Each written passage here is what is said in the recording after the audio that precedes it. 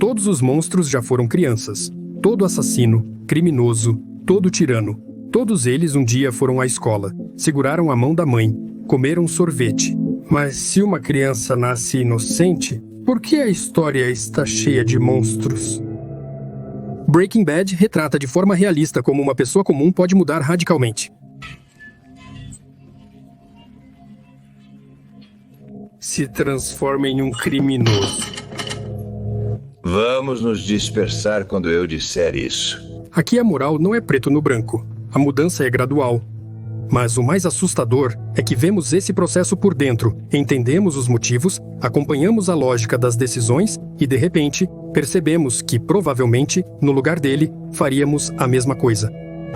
Eu gostei. E estava dando certo. Eu vivia plenamente. Quando ouvimos sobre crimes, pensamos, eu não sou assim. Mas o showrunner da série, Vince Gilligan, nos mostra que a linha entre um cidadão respeitável e um criminoso não é tão clara assim.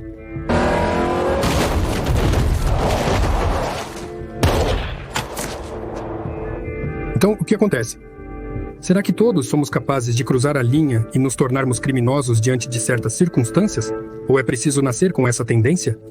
Talvez nem todos nós sejamos bons e inofensivos desde o nascimento. E se for assim, talvez não dependa muito de nós e tudo já esteja determinado e predestinado. Talvez dentro de cada um de nós viva um Heisenberg, esperando seu momento. Eu acordei. Nesta análise, vamos falar sobre como se tornar Heisenberg, sobre quem deu vida ao personagem Walter White, o ator Bryan Cranston. Vamos analisar as ideias filosóficas por trás desse personagem e por que sua transformação parece tão natural. Vamos tentar entender se os criminosos nascem ou se tornam criminosos, se somos livres em nossas decisões ou se cada um de nós apenas segue um algoritmo previamente definido. Vamos analisar qual foi a principal fraqueza de Heisenberg que o levou à ruína.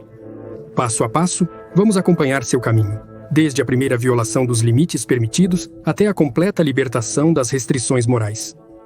Vamos falar sobre sua transformação e tentar entender se ela realmente aconteceu ou se Walter White sempre foi Heisenberg. Eu quero chamar um táxi. Não, com certeza vão me substituir. Obrigado.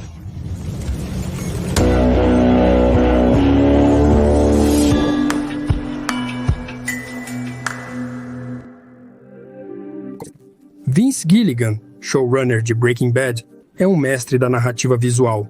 Ele utiliza artifícios de roteiro e uma poderosa linguagem visual. O ritmo preciso das cenas, as pausas tensas e as transições inesperadas intensificam o drama, mesmo quando os personagens estão em silêncio. A montagem pode tornar uma cena mais intensa, mais rápida ou, ao contrário, fazer o espectador prender a respiração.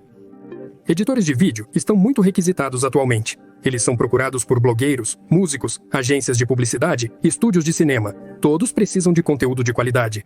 E, além disso, é uma profissão com um número crescente de vagas, possibilidade de trabalhar remotamente e, claro, ganhar muito bem, em média, 70 mil por projeto.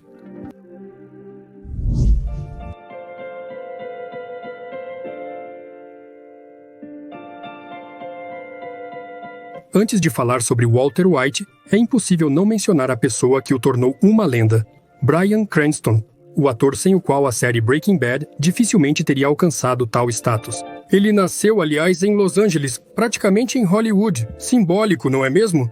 Mas a infância dele estava longe de ser um conto de fadas de Hollywood. Aliás, um fato curioso. Em 1968, quando ele tinha 12 anos, ele se deparou com Charles Manson enquanto andava a cavalo com seu primo no Rancho Spahn. Se você assistiu Era Uma Vez em Hollywood do Tarantino, então sabe de que lugar estou falando. Recentemente, analisei esse filme. Se você não viu, o link está na descrição. Mas vamos voltar ao Cranston.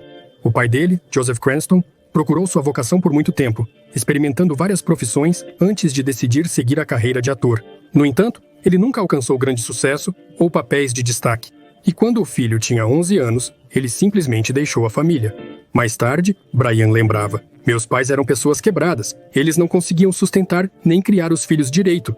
Em algum momento tivemos que hipotecar a casa. Depois, simplesmente fomos expulsos. Cranston criou o personagem Walter White, inspirado em muitos aspectos de seu próprio pai. Com sua postura curvada, como se carregasse o peso do mundo, e o olhar de alguém que sente que a vida o enganou.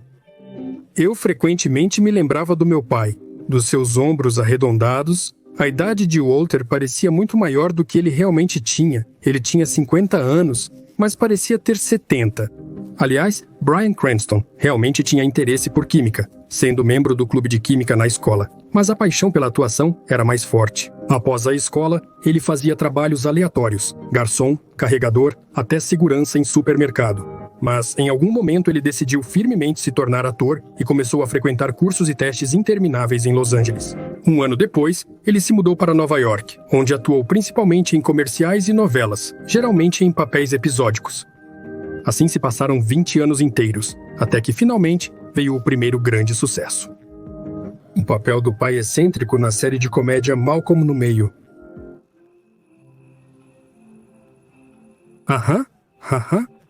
Só uma piada, vi uma vez no cinema.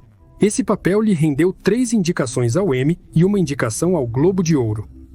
Mas muito antes de Malcolm no Meio, houve outro papel secundário que não recebeu nenhuma indicação, mas talvez tenha definido o seu futuro. Em 1998, Cranston apareceu no segundo episódio da 6ª temporada de Arquivo 10, onde interpretou um homem que sofria de uma doença terminal. Sr. Mulder, você não poderia acelerar um pouco? Só um pouquinho. Não preciso de muito. Claro. O que havia de tão decisivo nesse papel? Você pode perguntar. A questão é que o roteirista desse episódio não era ninguém menos que Vince Gilligan, o futuro showrunner de Breaking Bad. Depois, quando Vince Gilligan começou a filmar Breaking Bad, ele se lembrou do talentoso ator com quem já havia trabalhado em Arquivo 10. Vince Gilligan tem um faro incrível para atores, ele sempre encontra a pessoa ideal para o papel, e foi ele quem insistiu em Bryan Cranston. A direção da AMC questionou a escolha. Na época, Cranston já tinha uma indicação ao Emmy por papel cômico, e eles achavam que ele não conseguiria interpretar um personagem dramático. Mas Gilligan não desistiu. Ele mostrou para eles aquele episódio de Arquivo 10 e as dúvidas desapareceram. Você acha que eu sou só um fracassado inútil, não é? Mas eu entendo tudo. Está tudo claro para mim. Não estou resfriado nem doente de nada. E esse foi o caso em que Vince Gilligan estava 100% certo novamente. Bryan Cranston não apenas incorporou perfeitamente o Walter White, como também participou diretamente da criação do personagem. Ele preferia se aprofundar no papel, fazendo muitas anotações diretamente no set de filmagem. Sua abordagem era meticulosa. Ele queria entender não só o que Walter fazia, mas também por que ele fazia aquilo. Mais tarde, Bob Odenkirk, intérprete de Saul Goodman, lembrou: "O que mais aprendi sobre atuação foi estando na mesma sala que Bryan Cranston." Cranston também trabalhou de perto com o designer de figurino e os maquiadores do programa para desenvolver a aparência do personagem. Eles escolheram especialmente cores neutras e sem graça para as roupas, para refletir a natureza nada notável de Walter. No início da série, ele deveria literalmente se misturar com as paredes. Um destaque especial merece o bigode. Cranston o chamava de bigode de impotente. O bigode de um homem que se conformou com a mediocridade da própria vida. Ele até brincava que eles pareciam uma lagarta morta. Eu queria um bigode que, quando você olha, pensa, ou deixa crescer direito ou raspa de vez.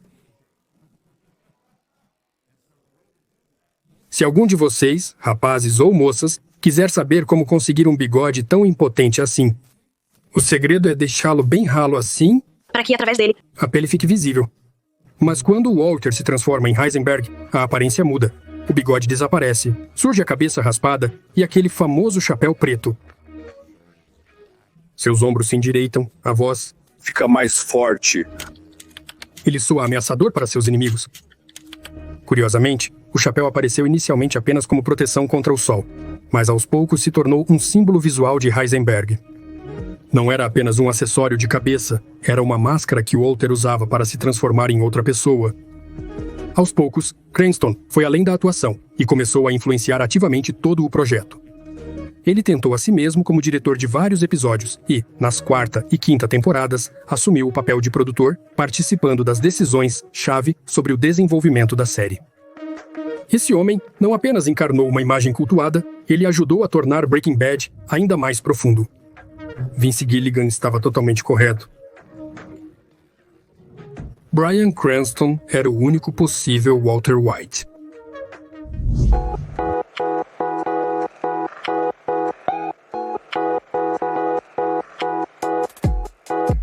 Antes de começarmos a analisar o personagem, vamos definir o próprio nome do protagonista. Acho que vocês sabem que Walter White escolheu o pseudônimo Heisenberg, não por acaso, mas em homenagem ao físico teórico alemão, um dos criadores da mecânica quântica e ganhador do Prêmio Nobel de Física. No entanto, se você olhar em qualquer livro didático ou até mesmo na Wikipédia, vai descobrir que não existe nenhum Heisenberg. O nome do cientista é Werner Heisenberg. Então, quer dizer que há um erro na tradução? Vamos finalmente entender como se pronuncia corretamente, Heisenberg ou Geisenberg.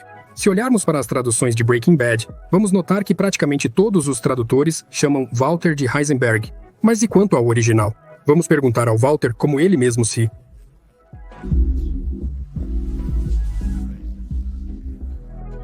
De jeito nenhum.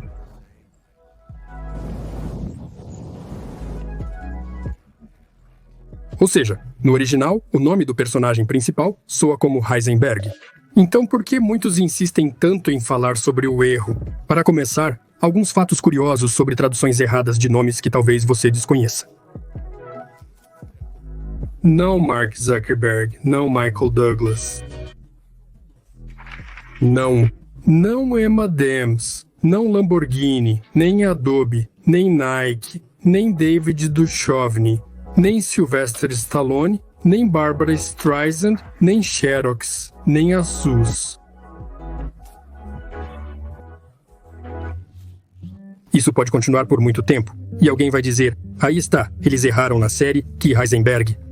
Todos nós sabemos que o físico alemão se chama Werner Heisenberg. Afinal, é assim que soa a palavra original alemã Heisenberg. Não, e não é assim. Entrevista incrível com o professor Dr. Werner Heisenberg. Werner Heisenberg, Heisenberg.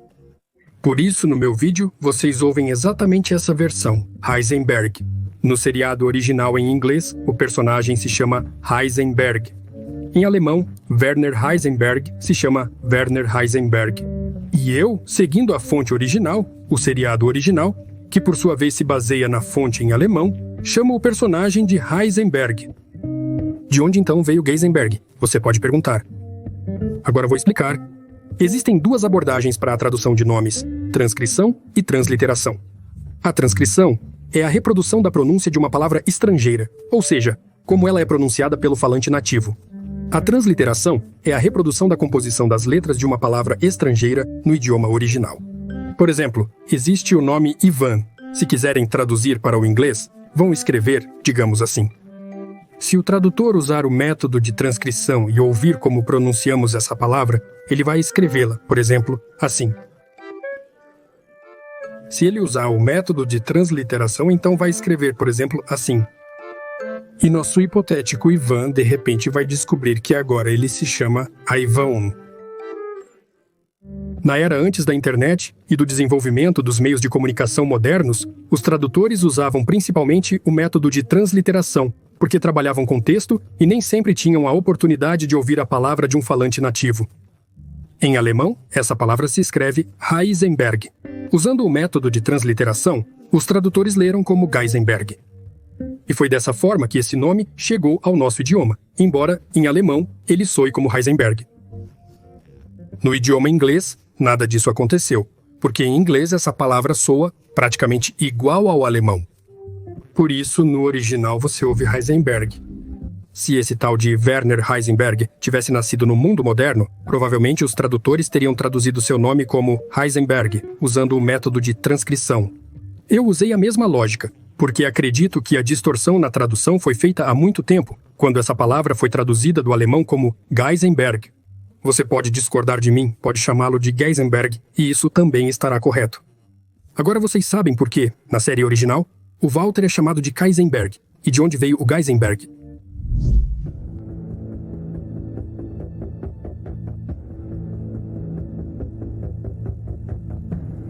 Existe uma opinião consolidada de que, em Breaking Bad, essa é uma história de transformação. Era um professor de química comum, nada notável, embora sem dúvida talentoso, e sob pressão das circunstâncias, gradualmente se transformou em um gênio do crime. Mas sabe o que mais me deixou desconfiado? Um momento que coloca em dúvida toda essa ideia. Quando Walter White admite ele mesmo, é como se eu tivesse acordado.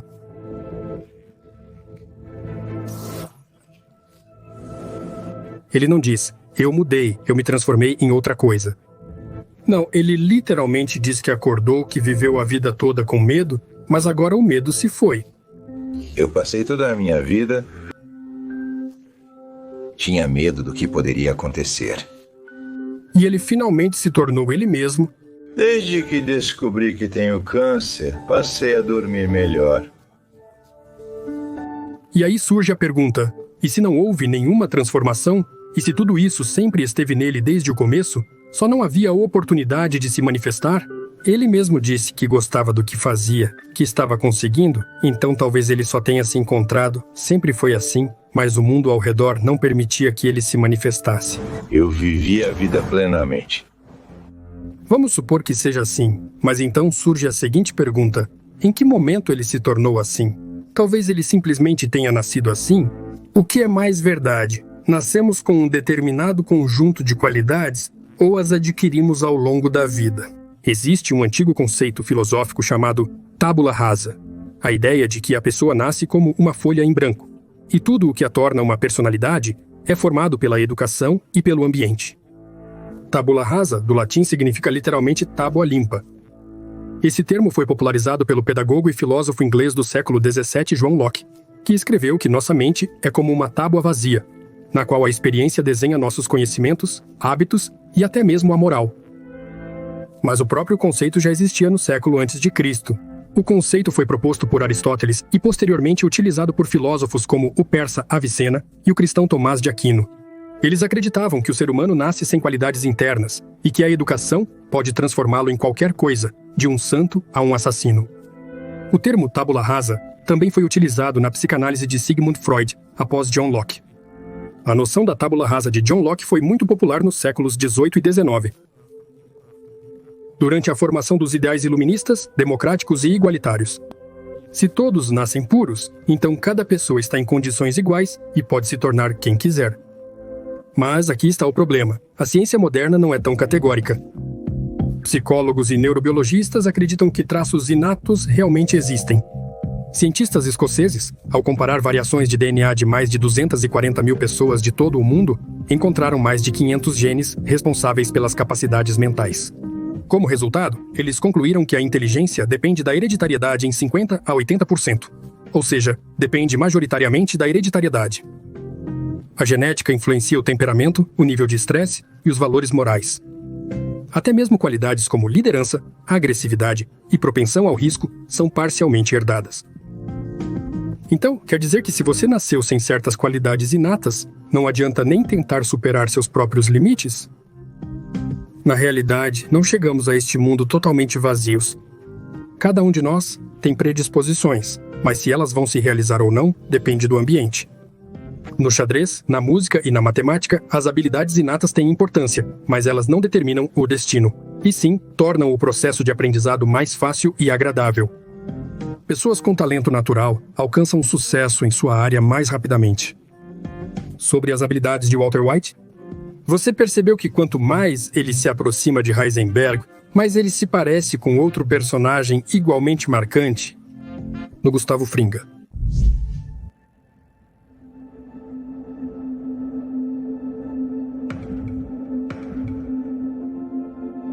Você notou as várias semelhanças entre Heisenberg e Gustavo Fringa?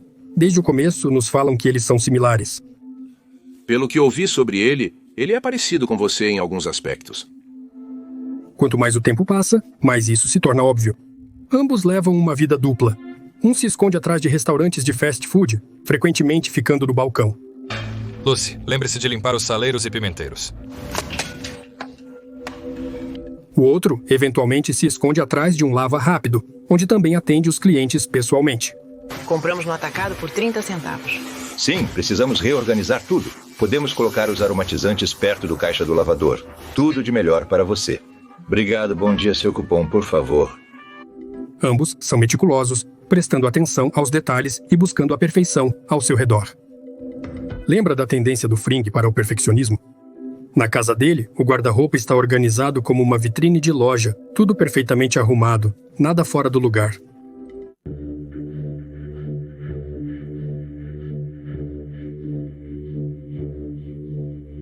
E agora lembre-se de como Walter White é inflexível quanto à qualidade do seu produto. Não permitirei que um produto ruim leve meu nome. Observe os diâmetros. Não é por acaso que Fring queria comprar exatamente o produto do Kaizenberg, o melhor do mercado. Assim, até mesmo Walter mostra uma tendência ao perfeccionismo nos mínimos detalhes. Observe como ele tenta fazer o sanduíche perfeito.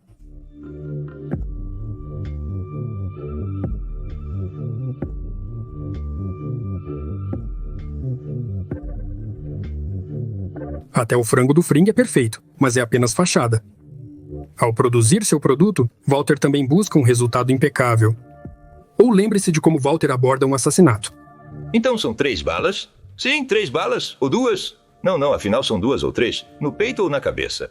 Ei, tá bom. E você se vira para... Eu não consigo pegá-lo de imediato. Quantos tiros você dá nele? Ele é enorme, né? Quantas balas vão pará-lo? Ele analisa cada passo com precisão matemática, anotando em uma folha todos os prós e contras, como se fosse um plano de negócios.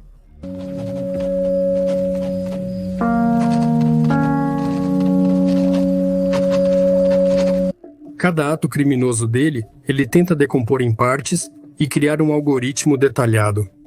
Fring também conduz seus negócios como um empresário. E aqueles... Os caras lá dentro, eu não posso garantir que eles vão obedecer. Eles não são como nós. Você não entende, Gustavo? Para ele, só existe um negócio. Lembre-se de como Fring manipula as pessoas. Não tenho certeza se o medo é um motivador eficaz. Quero investir. Ele encontra o ponto fraco deles e usa isso, como fez com o Walter quando mostrou para ele o novo laboratório dele.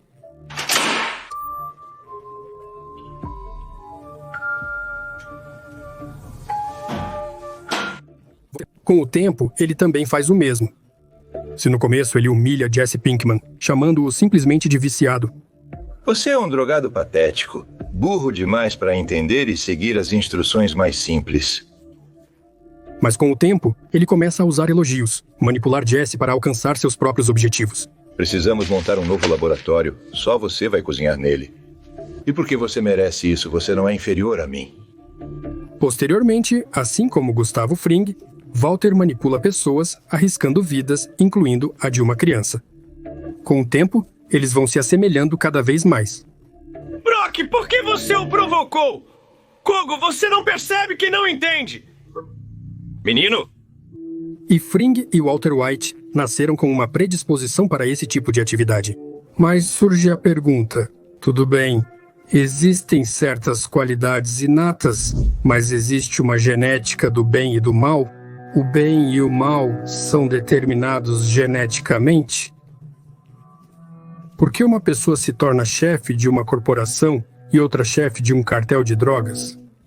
Por que uma usa seus talentos para curar pessoas e outra para destruí-las? Walter White dá um exemplo perfeito de por que isso acontece ao explicar o conceito de quiralidade. Quiralidade vem da palavra grega para mão. A mão esquerda e a mão direita são iguais e, ao mesmo tempo, diferentes. Existem moléculas aparentemente idênticas, mas que se comportam de formas distintas. O mesmo acontece com os compostos orgânicos. Embora pareçam iguais, muitas vezes o comportamento deles difere muito. Quiralidade é uma propriedade da molécula em que sua imagem no espelho não coincide com o original. Quiralidade, ou seja, espelhamento. Sim, ativo, passivo, bom e ruim. As mesmas substâncias, e no nosso caso, as pessoas podem ser externamente muito parecidas, praticamente idênticas. A talidomida é absolutamente inofensiva. Ela é prescrita para gestantes para aliviar o enjoo matinal. Náusea, mas em um caso, isso pode ser um medicamento, e em outro, sua cópia quiral pode causar patologias terríveis. Se você errar e der para a mesma gestante o isômero levógiro, o bebê dela nascerá com defeitos terríveis. Walter White, na verdade, descreveu seu próprio destino.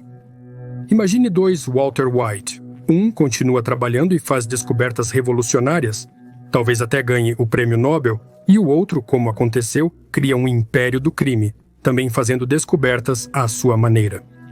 Habilidades, conhecimentos e personalidade iguais, mas em circunstâncias distintas. Em uma vida, seu gênio teria trazido benefícios para a humanidade. Na outra, destruiu milhares de vidas. Embora pareçam iguais, muitas vezes o comportamento deles é muito diferente. Uma pequena variável poderia ter mudado tudo. Se tivesse mais controle na empresa, ele teria permanecido no negócio. Se não tivesse conhecido Jesse Pinkman, seu caminho criminoso provavelmente teria terminado ainda na fase da ideia. Além disso, já que estamos falando sobre a ideia, inicialmente ela foi motivada por boas intenções de garantir o futuro de sua família. Mas afinal, como tudo acabou tomando um rumo tão distinto do esperado,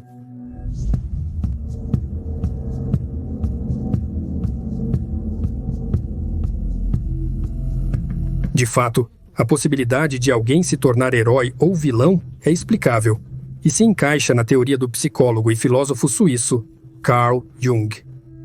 Carl Jung introduziu na psicologia o conceito de lado sombrio ou sombra para descrever a parte oculta da personalidade no subconsciente, que frequentemente contém traços reprimidos considerados inaceitáveis, indesejáveis ou vergonhosos pela pessoa. Segundo Jung, a sombra é o oposto da consciência da personalidade, incluindo tudo que tentamos ignorar ou reprimir.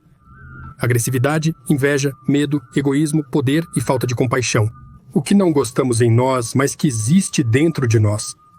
Não em todos, é claro, mas mesmo assim, Jung afirmava que ignorar ou rejeitar a própria sombra é perigoso, porque assim a empurramos para o subconsciente. Mas ela não desaparece, pelo contrário, parece se acumular e encontrar saída em ações incontroláveis e outros atos de agressão criminosa. E ao contrário, se a pessoa reconhece sua sombra, aceita sua existência, aprende a controlar suas manifestações e se torna uma personalidade mais íntegra e saudável. De certa forma, todo o caminho de Walter White é o caminho da libertação de sua sombra. Ele se livra de todas as limitações morais, e vemos que ele gosta disso. Geralmente, ninguém se torna vilão de repente. Ninguém acorda e decide: hoje começarei a fazer o mal. Tudo ocorre gradualmente e de modo imperceptível. E é aqui que chegamos ao próximo conceito importante: a janela de Overton. Provavelmente você já conhece esse conceito, mas vamos relembrar sua essência. A janela de Overton é um conceito proposto pelo engenheiro e advogado americano Joseph Overton, em meados dos anos 90.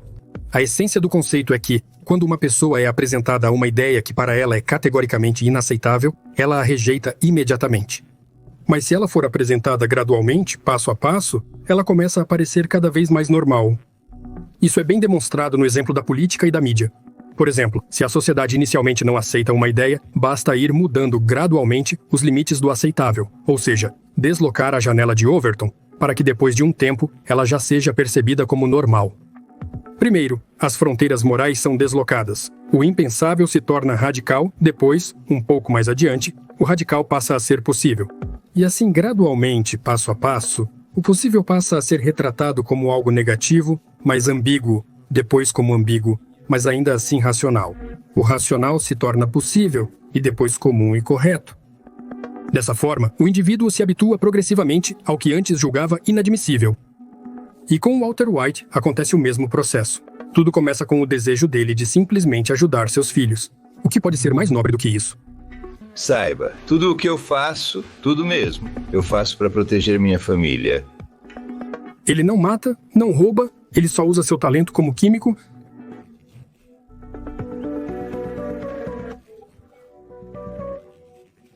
Eu ganhei esse dinheiro. Ken oferece um charuto cubano para Walter. Um agente do Federal Bureau of Investigation agradeceu pelo favor. Isso é contrabando? Às vezes o fruto proibido é tão doce. Isso é contrabando ilegalmente importado. É estranho, não é? Como traçamos essa linha entre o que é legal e o que é criminoso? Mas, afinal, o álcool também já foi proibido um dia. Beber isso em 1930 seria ilegal, mas no ano seguinte não mais.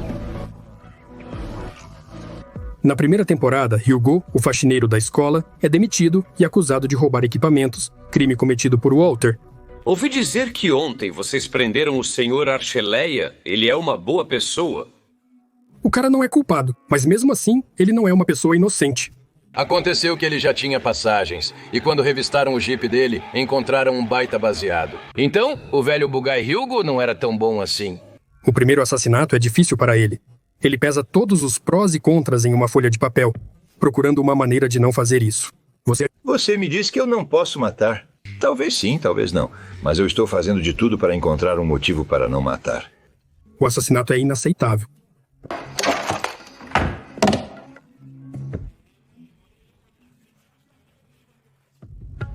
Mas as circunstâncias nos forçam a refletir sobre isso. Está claro. 2 balas no peito ou na cabeça. Ei, tá bom. Chega. Eu só quero entender como você vai derrubar ele. Jesse e seu parceiro, a vida dele é inestimável. Limpar o esterco que você tem entre as orelhas. Não, não, não, não, não, não, não. Eu preciso dele, ele é meu parceiro. Se alguns mendigos viciados morrem no processo, bem, são as ruas, isso acontece por lá. Mas tudo isso é justificado, afinal é pela minha pequena. Filha, olhe. Papai se esforçou por você. Bem, e o fato de que outra criança vai sofrer... Sente-se aqui, tá? Ei, escute, fique aqui um pouco, tudo bem. Bem, sem esses pais, talvez ele até fique melhor. Depois ele permite a morte da Jenny.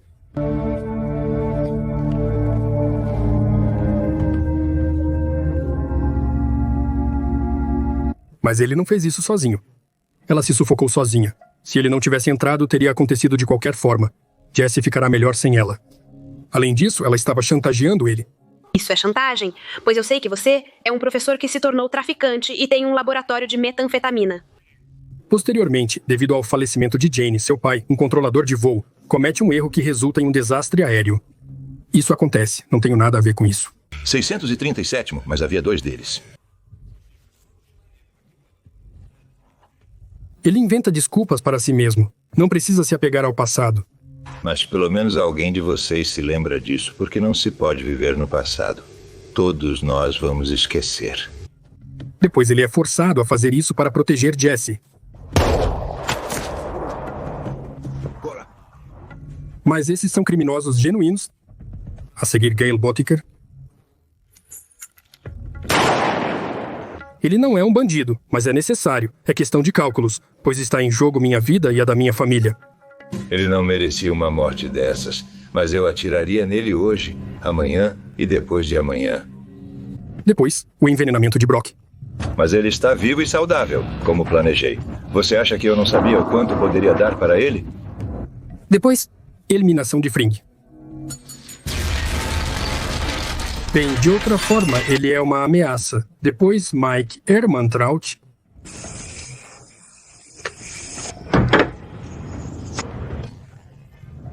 Então, a eliminação dos homens de Mike na prisão. É exatamente isso que precisa ser feito. A única questão é, você vai conseguir dar conta? E, finalmente, a fase final da transformação, o pedido de Jesse Pinkman. Para o seu tio, tem um novo trabalho. Em cada etapa, ele poderia ter parado, mas ele não parou. E por isso surge a pergunta: Walter fez essa escolha por conta própria ou todas as suas decisões já estavam predestinadas?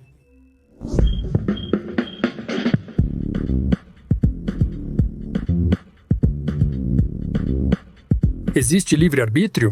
Uma questão que ainda permanece em aberto, mesmo entre cientistas e filósofos.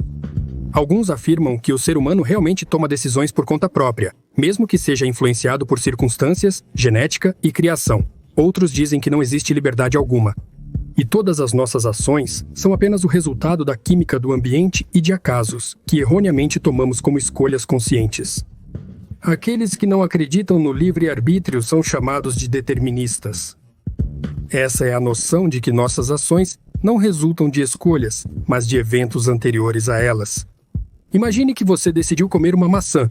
Você pode dizer que tomou essa decisão sozinho, mas se analisarmos a situação para trás, veremos que você comeu a maçã porque estava com fome. A fome é causada por processos bioquímicos. Sua preferência por maçãs foi formada na infância, genética mais experiência, e o fato de a maçã ter chegado às suas mãos é resultado de circunstâncias externas. No final das contas, não existe liberdade. Você simplesmente segue um algoritmo programado, que foi estabelecido muito antes de você sequer pensar em uma maçã. Um dos mais conhecidos defensores modernos dessa ideia é o neurobiologista Robert Sapolsky. A maioria desses fatores é subconsciente, nós nem suspeitamos sobre eles. Nesse contexto surge inevitavelmente a questão: o livre-arbítrio realmente existe? Ele afirma que a pessoa faz apenas aquilo que inevitavelmente deve fazer nas circunstâncias dadas. E se... Falando sério, eu não acho que ela exista. Em uma situação em que, em questão de segundos, você precisa tomar uma decisão, agir corretamente ou ceder à tentação e fazer diferente. Sua escolha vai depender de uma série de fatores diferentes. Se isso for verdade, então Walter White não poderia ter agido de outra forma. Ele não escolheu se tornar um criminoso. As circunstâncias se desenrolaram de modo que esse se tornou o único cenário possível. Por outro lado, há filósofos que acreditam que existe espaço para o acaso e a incerteza no mundo, e, portanto, para uma escolha verdadeira. Por exemplo, Jean-Paul Sartre afirmava que o ser humano é absolutamente livre, e mesmo que ele tenha nascido em determinadas condições, seu passado não determina seu futuro. Você é o resultado da sua escolha. Do ponto de vista, Walter poderia ter parado a qualquer momento. Não foi programado para se tornar Heisenberg. Ele mesmo escolheu o que fazer. Eu venci. E o que é a verdade?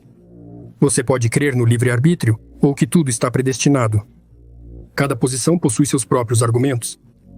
Mas se olharmos para os dados científicos atuais, a verdade provavelmente está em algum lugar no meio. No momento, não existe um consenso científico completo, mas a maioria concorda que o ser humano não tem livre-arbítrio total. Nossa decisão é moldada pela biologia, experiência, ambiente e inúmeros fatores imperceptíveis fora do nosso controle. Mas o determinismo rígido também não está totalmente correto. A neurobiologia mostra que as pessoas podem perceber a influência de seus impulsos e até mesmo mudar seus hábitos e reações. Isso levou ao surgimento do conceito de compatibilismo, uma teoria que une ambas as posições. A essência é que realmente não podemos controlar todos os fatores que nos influenciam, mas dentro dessas limitações ainda temos espaço para escolher. Walter White não podia controlar suas circunstâncias, o câncer, a falta de dinheiro, mas podia escolher como reagir a isso. O melhor é imaginar isso como um labirinto. Nós não criamos o labirinto, ele já existe. Isso é nossa genética, nossa criação, nossas circunstâncias. Nós não escolhemos em que parte desse labirinto aparecer, mas dentro dele ainda fazemos escolhas. Cada passo nosso abre novos caminhos e fecha outros. Quanto mais avançamos, mais difícil é voltar.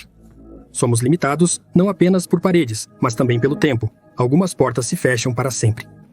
Cada curva cria uma nova realidade, novas circunstâncias para a próxima escolha. E nesse sentido, Walter White não estava destinado a se tornar Heisenberg desde o começo. Mas assim que ele deu os primeiros passos, o caminho de volta começou a desaparecer, e no final das contas, a escolha já não parecia uma escolha. Uma direção, um caminho, levando ao objetivo final.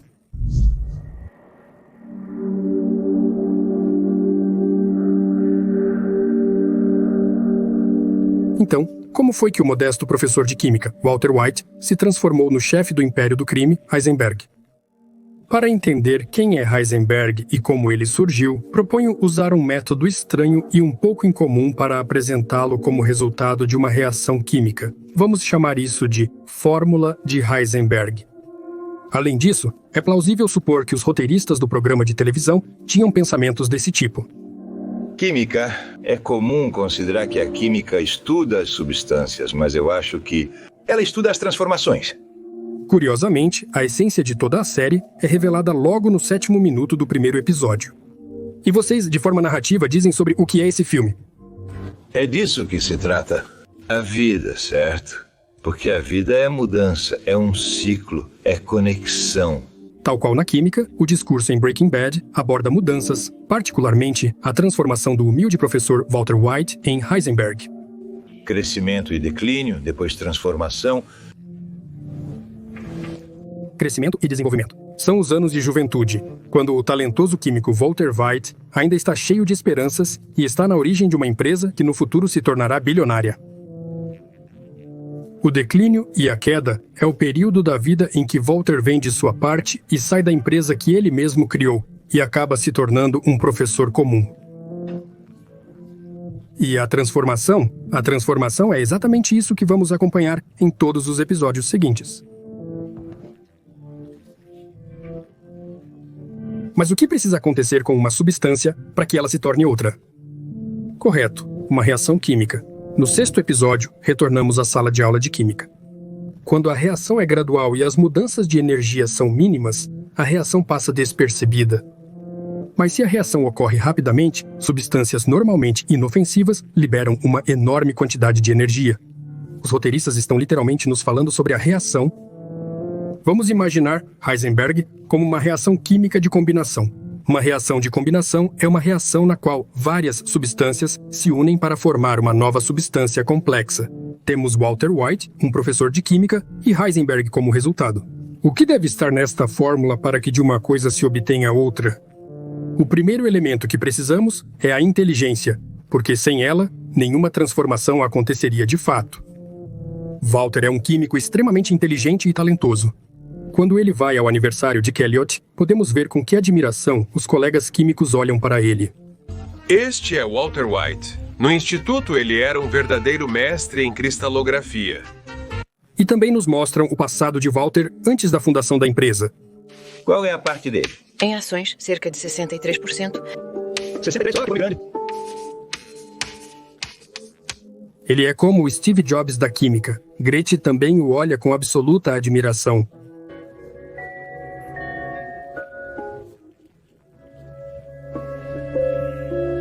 Heisenberg não teria acontecido sem potencial não realizado. O segundo elemento da nossa fórmula. O talento de químico de Walter não podia se limitar às paredes da escola. Sempre fui atraído pelo ensino, mas em qualquer instituto, o cargo e a posição não correspondiam de forma alguma à sua experiência e habilidade. Lembro que ficamos empacados estudando a estrutura das proteínas. E você só deu uma olhada e disse uma única palavra: sincrotron. Voltaire dificilmente teria decidido por tudo isso, se não fossem as dificuldades da vida, o medo de deixar a esposa grávida e o filho com deficiência desamparados. Minha esposa está grávida de 7 meses de uma criança não planejada. Meu filho de 15 anos tem paralisia cerebral. Como professor de química, observo como meus colegas ensinam as crianças na escola. E meus amigos me superaram em todas as áreas da vida. E em 1 ano e meio eu vou morrer de câncer. Afinal, foi pela necessidade de garantir o futuro da família que ele justificou suas atividades criminosas após sua morte. No entanto, nem a inteligência, nem o potencial não realizado, nem as dificuldades da vida teriam funcionado sem uma, talvez, característica-chave de Walter White: o orgulho. Apesar da modéstia exterior, o orgulho de Walter White sempre esteve com ele. Quando na série mostram o passado dele, vemos uma pessoa com enormes ambições. São apenas 3/4. Precisaremos de no mínimo 5. Ele acha que a casa é pequena demais, que não há quartos suficientes. Nos olhos dele dá pra ver decepção. Ele quer mais. Simples assim. Na minha opinião, é preciso buscar o melhor. Melhor do que isso. Então precisamos conseguir mais dinheiro. Lembre-se de como ele chamou o filho dele de Walter White Jr. Isso não é vaidade e orgulho? Flynn? Nem sei. Ele só gosta desse apelido. E ele não gosta do nome Walter Jr. Não levo para o lado pessoal. Walter Jr. arrecada dinheiro online para o tratamento do pai, o que o magoa. Orgulho? Você decidiu pedir dinheiro, filho? Veja, não devemos pedir dinheiro. Isso é caridade. Você fala como se fosse isso. O orgulho e o amor próprio se manifestam ao longo de toda a série. Ele recusa o dinheiro da Gretchen e do Elliot, preferindo se envolver no crime a se humilhar diante deles. Ele não pega dinheiro emprestado do Hank? Se necessário, pediremos um empréstimo ao Hank. De jeito nenhum. Ele sugere registrar o dinheiro como uma herança de um parente inexistente. Walter rejeita essa ideia imediatamente. Não existem achados aleatórios ou parentes imaginários nos salvando. Não, eu ganhei esse dinheiro. Ele é ciumento em relação à sua metanfetamina. E quando Jesse começa a cozinhar sem ele, Walter insiste que esse é apenas o produto dele. Esse é o meu produto, essa é a minha fórmula, minha meta. Ele se vinga de todos que já o magoaram. Ele compra o lava-rápido do Bogdan, seu antigo local de trabalho. Quase esqueci. Bogdan.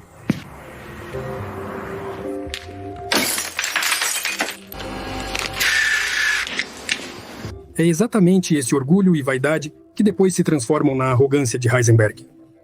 Então diga, meu nome é Heisenberg. Você está certo, seu desgraçado.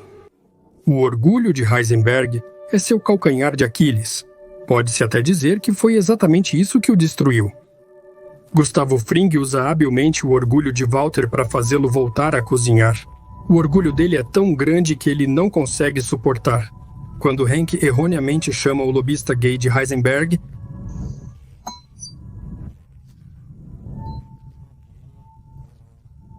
no final, ele finalmente admite a verdade. Tudo o que ele fez foi apenas por si mesmo. Fez para si mesmo?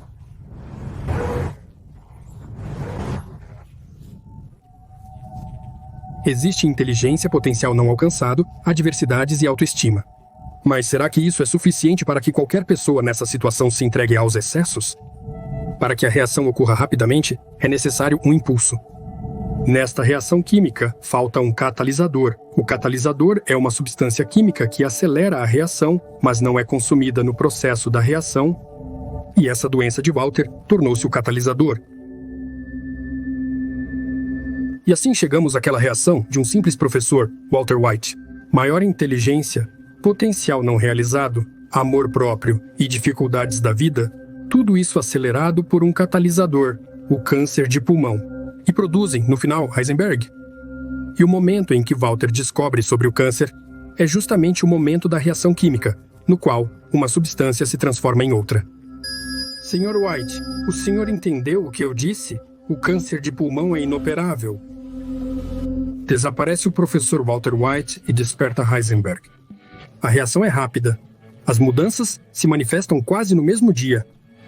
Vai se ferrar, Bogdan. Eu disse, vai se ferrar, idiota. Limpe-se aqui.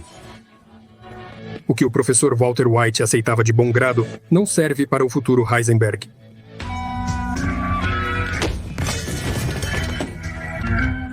O que você está fazendo? O que aconteceu? Suas pernas não estão funcionando? E o novo Walter finalmente começa a olhar ao redor e prestar atenção ao que antes não percebia. E faz coisas que antes não fazia. Hank Evog, olá. Lembrei da sua proposta sobre a batida policial. Aliás, é justamente lá que pela primeira vez lhe vem à cabeça a ideia de produzir seu produto, Hank. Posso entrar na casa para dar uma olhada no laboratório?